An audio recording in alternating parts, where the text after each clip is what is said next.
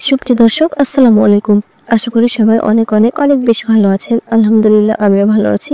নতুন আরেকটি পিঠা রেসিপি নিয়ে আপনাদের সামনে চলে আসলাম। তো আজকে তৈরি করে দেখাবো মজাদার তাল দিয়ে তৈরি তালের পুলি পিঠা।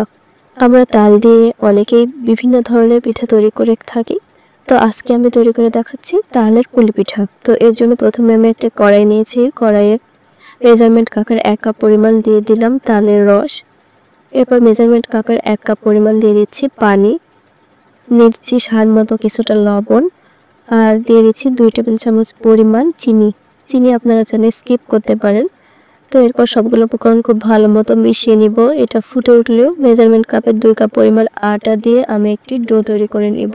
আমরা সবাই কম বেশি চালের আটা রুটি তৈরি করতে পারি, আর চালের আটা রুটি তৈরি করতে যেরকম ডো প্রয়োজন সেটাই তৈরি করে নিতে হবে। এর জন্য আমি আর দেখালাম না।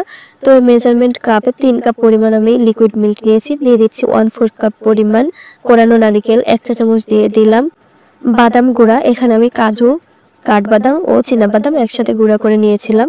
দিয়ে দিচ্ছি 1/2 কাপ পরিমাণ চালের গুঁড়ি এবং 1/2 কাপ পরিমাণ দিয়ে দিচ্ছি খেজুরের গুড়। সবগুলো উপকরণ খুব ভালো মতো মিশিয়ে নিতে হবে। আর আমি এখানে যে দুধ ব্যবহার করেছি এটা কিন্তু আগে থেকে জাল করা ছিল। জাল করা ঘন দুধ দিয়ে এটা তৈরি করলে এটার টেস্টটা অনেক ভালো আসে। তো আস্তে আস্তে খুব ভালো মতো নেড়ে চেড়ে মিশিয়ে নিতে হবে। অনবরত নেড়ে চেড়ে এই খিরসাটা তৈরি করে নিতে হবে। আর চুলার আঁচটা কিন্তু লো টু মিডিয়ামে রাখতে হবে। অনবরত নাড়তে নাড়তে দেখবেন এই খিরসাটা অনেক ঘন হতে শুরু করেছে। আপনারা আপনাদের পছন্দ মতো পাতলা অথবা ঘন করে এটা তৈরি করে নিতে পারেন। এই পর্যায়ে আমি চুলা থেকে নামিয়ে নিচ্ছি, কারণ এটা আরও একটু ঘন হয়ে যাবে।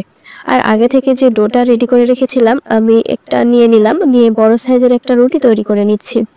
রুটি তৈরি করা হয়ে গেলে আমি একটি কুকি কাটার দিয়ে এভাবে কেটে নিচ্ছি। দেখুন কতটা সুন্দর লাগছে না দেখতে। আপনারা চাইলে আপনাদের পছন্দ মতো যে কোনো ডিজাইনে এটা তৈরি করে নিতে পারেন। আমি এখানে গোল কুকি কাটার দিয়েও কিছুটা তৈরি করে নিয়েছি। আপনারা চাইলে কিন্তু এই কাজটা গ্লাস দিয়েও করতে পারেন। তো এখানে আমি প্রথমে যে কুকি কাটার দিয়ে তৈরি করে রেখেছিলাম সেটা একটা নিয়ে নিলাম, ফুলের মতো দেখতে ওইটা।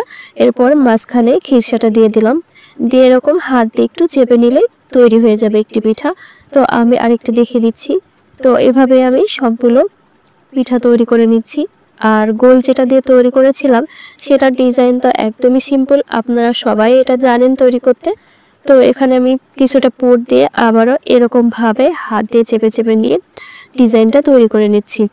তো এই ডিজাইনটা আমার কাছে ভালো লাগে, আর এটা সিম্পল একটা ডিজাইন।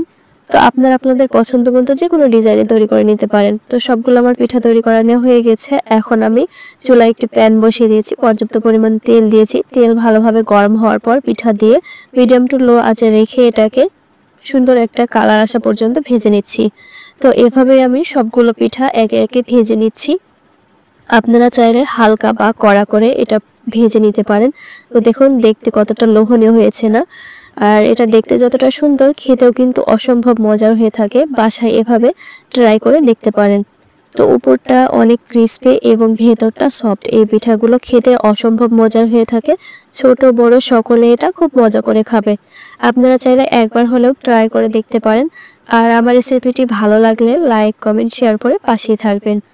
ভিডিওটি ভালো লাগলে পেজ ফলো করতে পারেন, আর আমার ইউটিউব চ্যানেল সাবস্ক্রাইব করে পাশে থাকা বেল আইকনটিতে অল ক্লিক করে রাখতে পারেন, যেন নিত্য নতুন ভিডিও দেওয়ার সাথে সাথে আপনি নোটিফিকেশনটা সবার আগে পেতে পারেন।